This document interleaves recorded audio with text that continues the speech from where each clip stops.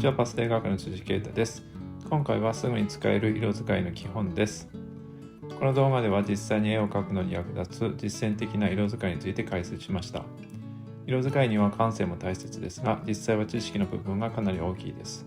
今回お伝えするのは色相関、補色の基本、無彩色の使い方、ナチュラルハーモニー、実際の絵に色彩理論をどう使うかの4点です。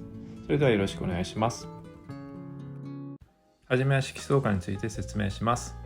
色相関については以前の動画でも詳しく解説しているので、合わせてご覧になってください。概要欄にリンクを貼っておきます。赤、黄、青の3色を描きます。その3色は色の三原色と言われています。色相関はとても大切な考え方なので、ぜひ覚えていただきたいです。絵だけでなくインテリアや服のコーディネートにもとても役立ちますよ。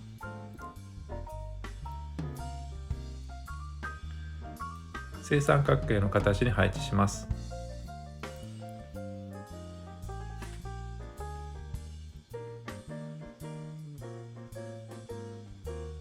今度は他の色を入れていきます。赤と黄色の間にオレンジを入れます。赤と黄色を混ぜるとオレンジになりますね。そういう関係の配置になります。今度は緑です。黄色と青を混ぜると緑になります。赤の真向かいに配置します。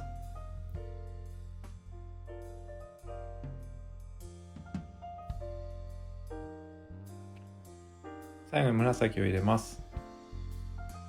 赤と青を混ぜると紫になりますね。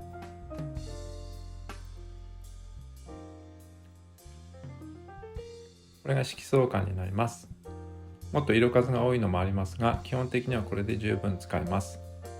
赤から時計回りにオレンジ、黄色、緑、青、紫、再び赤に戻ります。真向かいにある色も大切で補色と言います。赤の補色が緑、オレンジの補色が青、黄色の補色が紫となります。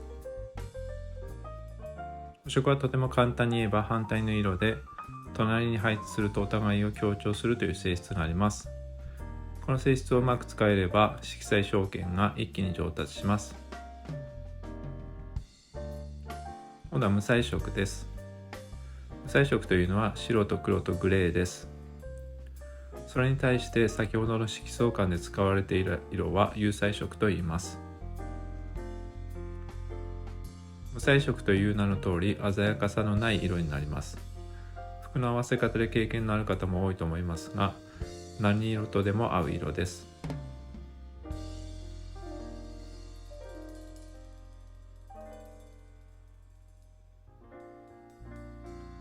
白と黒を混ぜるとグレーになります。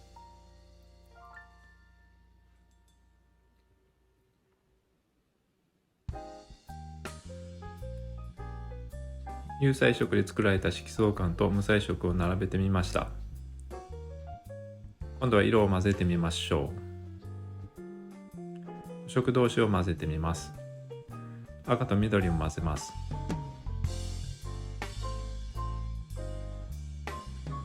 かなり濁った黒っぽい色になりました。鮮やかさがなくなったのがお分かりでしょうか。今度は黄色と紫です。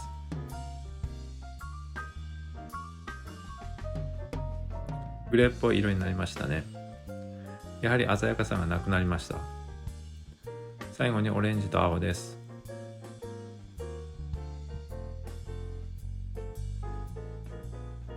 これも初めの色と比べると鮮やかさがなくなりました。絵の具によって混ざり方はそれぞれ多少違うのですが、補色同士を混ぜると鮮やかさが落ちます。これも補色の大きな特徴です。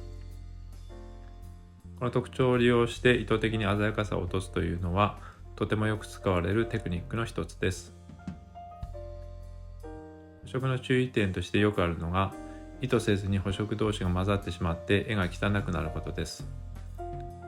これを防ぐためにはパステルについた他の色をティッシュなどで拭き取っておくことや、濃い色を後で塗ることなどが有効です。今度は赤に白、黒、グレーの無彩色を加えてみましょう。経験的にお分かりの方も多いと思いますが、白を加えると明るくなり、黒を加えると暗くなります。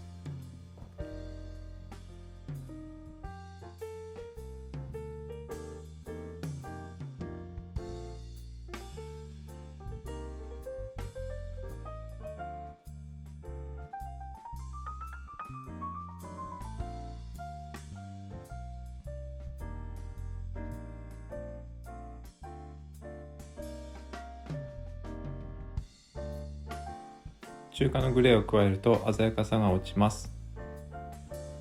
こういうグレーの使い方は便利でよく使います。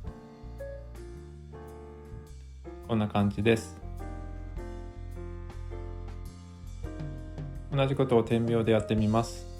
点描だと色を混ぜずに空間に色を入れていく感じです。ちなみに絵の具の色は混ぜれば混ぜるほど暗くなります。これを原泡混色というんですが、点描だと混ざらないので全体的に明るくなります。印象派はこういう色の性質を利用しています。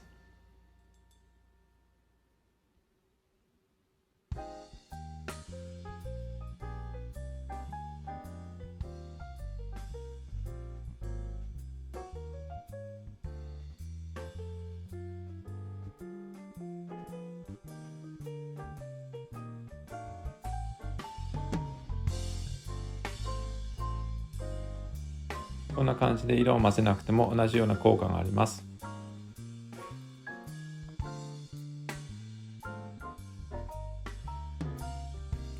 今度は光と影の表現です。これは他の動画でも何回か説明してますが、とてもよく使うのでここでも簡単に解説します。ここから光と影を描いていきます。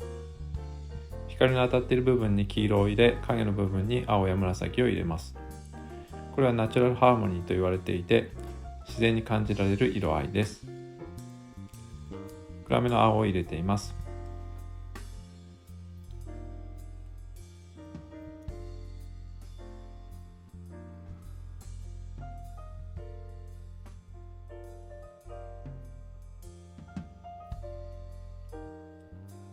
今度は紫です。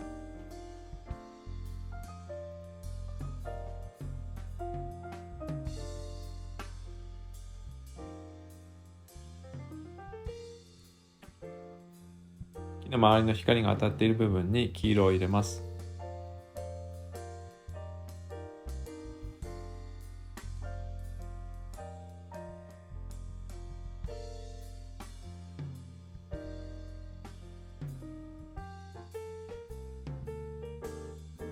最後に地面に伸びている影を描きます。